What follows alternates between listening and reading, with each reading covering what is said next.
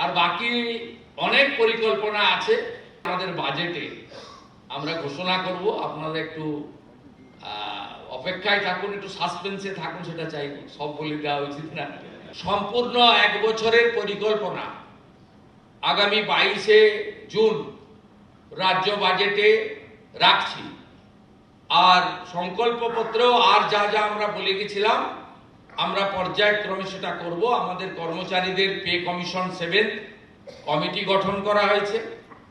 এরিয়ার ডিএও আমরা আসার পরে প্রায় 3 লক্ষ কর্মচারী এবং পেনশনার যাদের ডিউ ছিল তাদেরকে আমরা 16 থেকে 19 ক্লিয়ারও করেছি, বাকিটাও পর্যায়ক্রমে আমরা করছি। এবং ডিএ সহ অন্যান্য বিষয় 22শে জুন বাজেটে আমাদের থাকবে।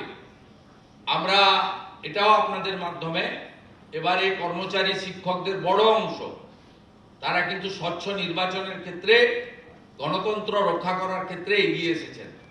আমরা তাদেরও স্বার্থ রক্ষা করার ক্ষেত্রে লফুল আইনসম্মত স্বার্থ রক্ষা করার ক্ষেত্রে আমরা প্রচেষ্টা নিচ্ছি।